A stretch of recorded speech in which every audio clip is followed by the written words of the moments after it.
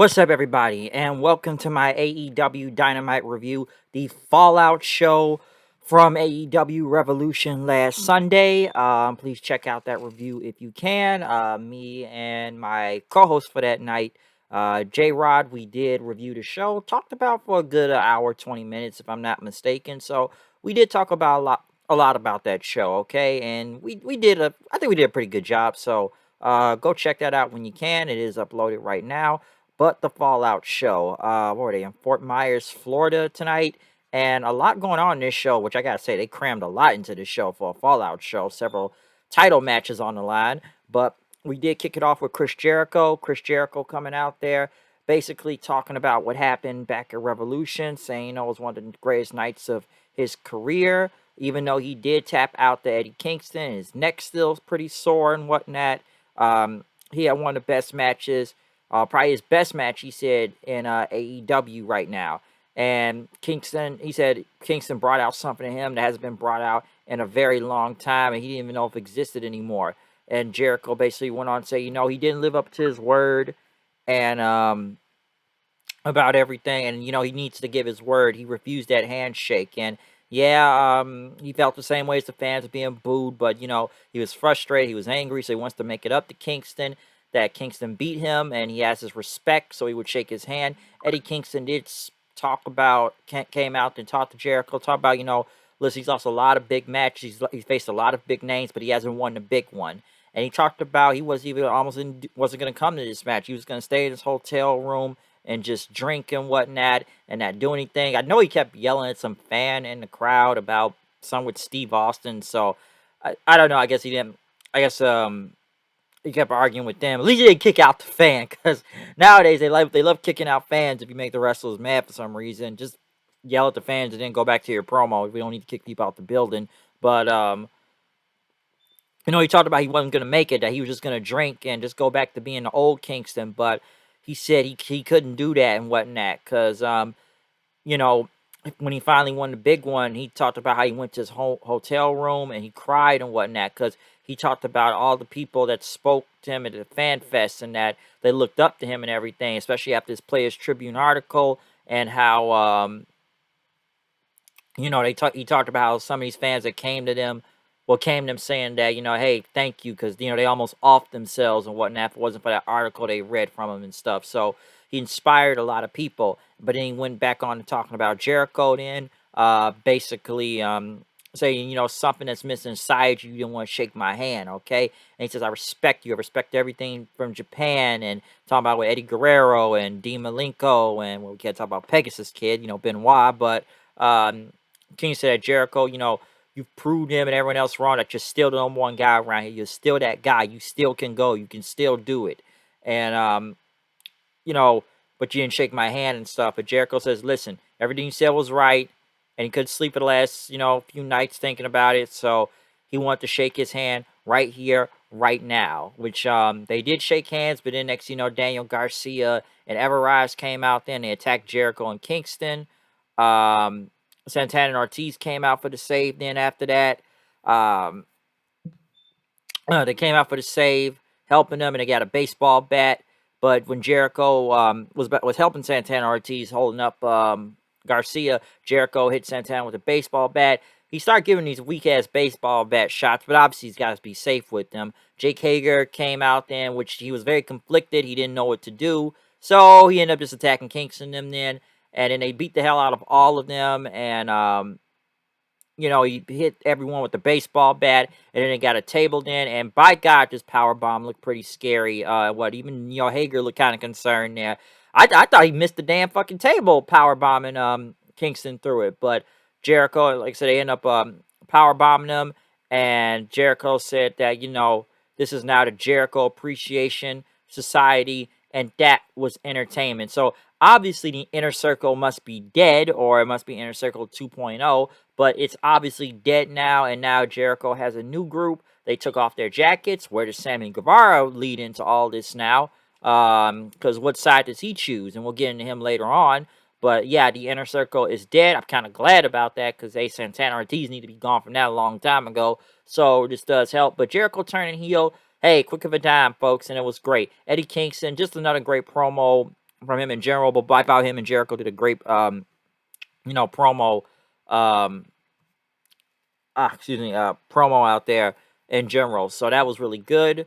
Next, Hangman Page versus Dante Martin for the AEW World Title, and I'm sitting there like, what the fuck is this? Because one, this some universe mode shit. And listen, I haven't played 2K22 yet, but if you play 2K or any WWE game and you know universe mode, this some universe mode shit. And they said he was like number 2 in the rankings and stuff. I'm like, who did he beat again? It must have been some people are dark or something. And listen, I like Dante Martin stuff. I know he's got a long way to go. The dude is still pretty green out there, and I know his brother just came back. But I'm like, God damn, you already giving this guy world title shots without any type of build. I thought the match was okay, but it's almost at the same time. How many people really gonna care later on and stuff? Is he getting a rub? Like, is this gonna, lead into something in the future for him? I don't know. Like I said, and obviously him and his brother going back for the tag belts and stuff, but I was like, really? He's gonna a world title match right now, like out of nowhere. That's why I was so shocked. Like that's just some universe mode. You just randomize universe, and then it just like, hey, this guy's going for the world title. Which like, dude, like I know they're giving Dante Martin a lot of TV time, but y'all giving him world title matches off the fucking blue now. I'm like, oh, okay, that's kind of odd, but all right. But right after then, they interviewed Hangman Page. He wanted Dante Martin to come back and says, you've been doing a lot on your own since your brother was injured, and now that he's back, and he wanted him, like, come back later on, down the road. He would want to face him again for the AEW World Title. And, they shook hands, but Adam Cole said, by God, will you shut your damn mouth? Which he didn't want to hear, that you had a fluke victory at Revolution, and you got lucky once, but he wants a rematch. But next week, they're going to do a 6-man tag match, which we just saw a 6-man tag with these two last week, okay? Like, we saw the Undisputed Era going against him and the Dark Order guys. So is this gonna happen again? Come on, um, and stuff like do we need to see this again? Like, and listen, they did this later on tonight. It's not gonna be the Bucks. So that was already accomplished, and it's the Undisputed Era again. We just saw a tag match last week. Why are we seeing another tag match this week? I mean next week. So like, we just saw it last week. Come on. Next, Bryan Danielson and Jon Moxley with William Regal went against the Workhorsemen of JD Drake and Anthony Henry. I almost thought this match was about to go a little bit too long, but obviously this is a showcase match for both Moxley and Danielson as a team, so good for them. Right after William Regal got on the microphone, say it's been 29 years since him and Tony Schiavone have been on TBS together, since WCW fucking Nitro, I guess, or whatever. But Regal says, time has flown by. He says he's 53 years old. I didn't even know Regal was 53. I thought Regal was actually pretty older, but like Regal still looks good. And he says he lived a hard life, had a lot of battles with the ring and himself, and he feels like he's not long for this world in a way, maybe 10 years from now and stuff. But he started kind of getting emotional, saying that Tony Schiavone really helped him in the past, especially coming to America and everything. But when Regal talked about, his former job, he'd been sitting at home for 2 months. He didn't know what to do. He talked about Danielson, and he saw Danielson mention him on Dynamite. And Regal talked about how, Danielson will be going against Moxley, and that he's known this man for over 20 years now. And, what would make someone that wants to work hard be a better professional wrestler? Regal talked about, don't do the stuff I will tell you to do, but and stuff, but you're probably gonna do the opposite. And he said that Bryan, he's the perfect wrestler, he says. And he talked about how he mentored Danielson and stuff, and basically how just throughout the years, everything with them. And even talk about Moxley, how he met him over 10 years ago, and how sadistic he is, and how both of these guys battle each other, that would make the devil cry himself. And that spoke about just putting back together the perfect wrestler and the sadistic wrestler himself, that, you're not going to like the outcome, and that the opponents will be stepped on. So Regal, just a great promo in general. And yeah, I talked to my friend Steven earlier that it's got to mean the world to Bryan, because Bryan has spoke highly about William Regal for many, many years. Like, a lot of people know that. Like, you can go just look from many clips of them in the WWE and stuff of when they faced each other. So, it does. It's almost crazy that they really did fire Regal from the WWE. Though, by God, I'm surprised the fact that he was in the WWE for so long, it still kind of amazes me that they fired him. But it's glad to see that Regal still has a spot in wrestling that he can still do something big, okay? Because it sucks what happened, NXT and everything that went down there, and it really did amaze me, and it amazed a lot. It surprised a lot of people when they fired him. So, like this team of Regal, Bryan, and Moxley, this could be an unstoppable force when you look at it. Okay, it's like almost like a perfect timing in a way and stuff. But just a great promo from William Regal himself. Okay, just it was great. So I really want to see what his team is going to lead into. The Dark Order talked to Hangman Page. I guess he's not going to have them as partners, and there he has Luchasaurus and Jungle Boy. So whatever. Pac went against Wheeler Yuta. I know they had Cassidy's arm in I guess a sling from the ladder match. Pac won. Don't really got much to say from that. Next, FTR were in the back talking about their families and whatnot, and talk about the Bucks and Red Dragon and how they've been in their side, performing their side right now. And Harwood's just talking about his family and everything. But Tully said, "Listen, man, when we got this team together, this was about the AEW tag titles. We could do that for a second time." But Harwood said it's about family now, okay? And they both FTR said that Blanchard isn't their family, and they fired him. So okay, I don't know what this means for the Pinnacle and stuff, but very interesting that they just fired Tully Blanchard right on the spot like that. I don't know if that's a face turn coming or something, but that's very interesting to see where that's going to go. Next, the HFO, AFHO, the Matt Hardy Job Squad, the Andrade Job Squad. I swear to God, there was more people in this group, but, Private Party, the Butcher, the Baker, and the Candlestick Maker. Well, maybe just the Butcher and the Baker, but, the Blade, they were all standing there. Andrade, by God, give this man a manager, please. Having a board of directors meeting, and I guess it's thumbs up or thumbs down, which Matt Hardy thought, Private Party, he looked them as his kids, and he thought they was on their side, but, Andrade said, you may want to speak to them again, and then they all start beating up Matt Hardy in.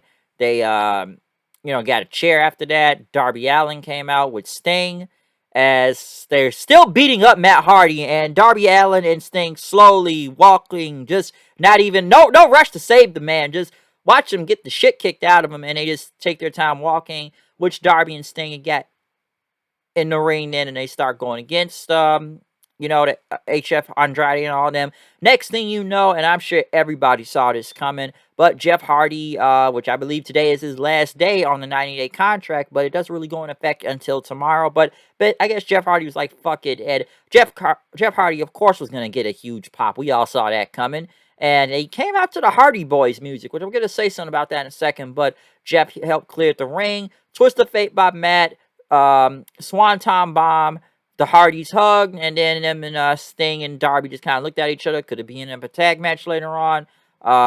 Possibly, but Jeff Hardy was, come on, we all saw Jeff Hardy already said he was coming here. He said that in an interview like a week or two ago. So, like, we knew it was coming, okay? Like, hey, I'm glad to see Jeff Hardy back. So, like I said, this come from a big Jeff Hardy fan himself also. I'm sure a lot of people are too. But come on, we all knew Jeff was going to be here. I do really want to wonder, I wonder how much they paid the WWE to use that Hardy Boys theme music. I'm like, damn, they really actually use this music?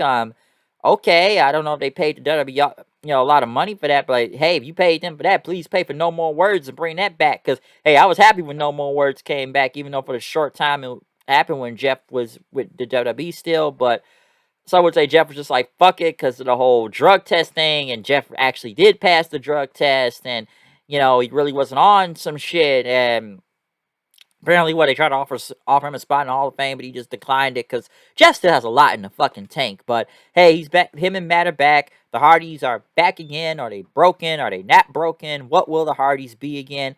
I'm not really sure, but they're back, folks. The Hardy Boys have once again returned. Some would say it's to save Matt's career again, because honestly, this whole Hardy. And listen, I like Big Money Matt, and Big Money Matt has worked, but for some reason it did not work here, and he just basically became leading a bunch of job guys that did nothing. Okay, so it's best to just put him back with Jeff. So hey, Jeff Hardy's here. Great for him. Maybe we get No More Words in the future, or whatever Jeff Hardy's. Well, Jeff Hardy's always made his own theme songs too. Like, come on, he's had a lot in TNA also. So, Hopefully they just give him different music, but I'm just surprised they actually use his regular Hardy Boys WWE music. So I'm very surprised to see that. But Jeff, great on Jeff. Uh, Wardlow came out after winning the ring, the Golden Sonic the Hedgehog Revolution ring. Uh, what did he really go on to talk about? But yes, Wardlow came out there, kind of promo, talked about when he signed up here that, MJF wasn't a good person when he signed up for this job, and talked about he spent many years now, too many years helping someone build their life and got nothing in return. And talk about, he walked out, you know, um on that cage, whatnot, and join up with MJF, but he said he spent too many years with him now. It's time to go on his own. And he talked about basically, he grew up poor, wanted to provide for, his family, his mom, sisters, and all that stuff. And Wardlow went on. Basically, he's got one foot in the door right now, but now, he's still under contract with MJF, but he doesn't care anymore. And he's tired of the disrespect of being threatening, his people being threatened, and have his hands on him and being slapped around by MJF and stuff. So, he doesn't care anymore. He's not a bodyguard or a member of the Pinnacle. Man, my God, we're getting rid of all these Pinnacle members all of a sudden. He says he's finally free. And, MJF, guess we'll release from his contract at some point. But now they're going their separate ways, and karma would be MJF's revenge or something. But Wardlow said he only wants that TNT title and earning a new contract now, because it's too many years of giving. It's time that he gets now. And, he wants to take everything he can, because this is Wardlow's world now. So a very good Wardlow promo. It wasn't bad out there. Very down to earth. He came off as real, so good face promo for him. So the face turns finally happened. So I thought his promo was pretty good. We don't hear the guy talk a lot, but I thought he spoke well. Keith Lee and QT Marshall in the back. QT Marshall talked about Keith Lee and say he would have his back, but Lee said he has a very large back and he's good. And QT say he would pay for this. So yeah, QT versus Keith Lee on Rampage. Boom, there you go. The Jungle Express went against the Acclaim for the tag team titles. They did rap about gas prices being high. Ain't that the truth? I need to go see that Batman movie soon enough. And, what a bad match. Come on, the Jungle Express was going to win anyways, but why have this tag team match? But hey, they're the rankings and stuff, so boom, there you go. Layla Hirsch went against Thunder Rosa in a AEW Women's title shot or eliminator, which, come on, we all knew who was going to win this. And the only reason why they had Thunder Rosa win, because next week now, since it's in Thunder Rosa's hometown, and yes, you did have a little assist from Red Velvet, but since, it's going to be in Thunder Rosa's hometown, it'll be in a steel cage match. Baker basically talk about, she won a Revolution, but, I'll talk about San Antonio and stuff. She's not going to have her friends on, but it's a conspiracy and stuff. So, listen, I wonder now, what was the point of even doing that match at Revolution and that bullshit booking thing they did on the show last week? Because obviously Thunder Rosa's got to win. They were just saving this for the St. Patrick's Day Slam thing, because they did it last year with the Lights Out thing, and now they want to do it in Thunder Rosa's hometown. So it's like, what was the point of having a match on pay-per-view? You're just going to have another match again next week, which, they could talk about interference could have been the reason. Thunder Rosa had a reason to get a rematch, but it's like, come on, who really thought Hirsch was about to beat Rosa out here? We know this was going to happen, so Thunder Rosa's got to be winning the title next week. So, like I said, the match wasn't bad, but it was just really predictable. Everybody knew it was going to happen. Sammy Guevara in the main event, which he was still wearing his Inner Circle jacket, whose side will he take, whether Jericho or Santana Ortiz, we don't know. But he went against Scorpio Sky, Dan Lambert and crew out there. For some reason, why did we need to have a table spot in this match for, even though it's not even a no DQ match? And then again, yes, Sammy put himself through the table, which, yeah, it's going to lead on to later. But what was the point of doing that spot, though? And then they had to put Tay Conti out there. And then, they got Lambert and Paige Van Sant and all the crew out there and stuff watching on. And even Dan Lambert's right. There's no timeouts and stuff. Which, the match wasn't bad. I thought it was just too much going on in this match. And then, of course, you get your interferences. and stuff.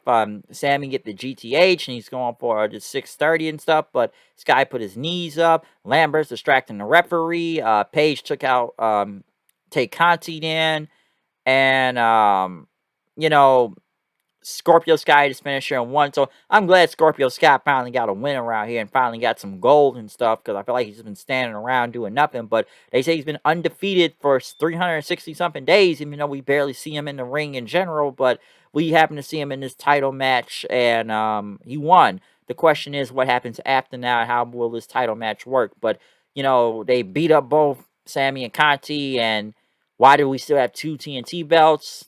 Paige Van Zandt signed her contract, and the heel stood tall as the show went off the air. So yeah, Sammy, he's lost everything in one night. The Inner Circle is dead. He's lost his TNT titles. Why does he still need two? I don't know. The only thing he has left is Tay Conti. He still gets to go home to that. But hey, you and your girl did get your asses kicked out here at the same time and stuff. So Sammy, he's lost it all in one night, folks. Damn near everything in one night. Scorpio Sky, hopefully something is going to be good for him as TNT champion. It's about damn time this guy got this fucking singles push, okay? We've been waiting way too long for that. But what happens next, I'm not really sure. But a lot on this show. A little bit too much on this show, I would say. They're just trying to cram everything they can. Just from a new TNT champion to Jeff Hardy making his debut to the Inner Circle being dead. Regal promo and Jericho and Kingston promo, and it was a lot going on in this show. Thunder Rosa gets a title shot next week. Wardlow face turn. They firing Tully Blanchard. So they were really trying to cram as much show in this Fallout show for tonight. Okay? But other than that, that is my AEW review. Comment, subscribe. Follow me on Twitter at HoodedKnight890. I'm out. See you guys then. Peace.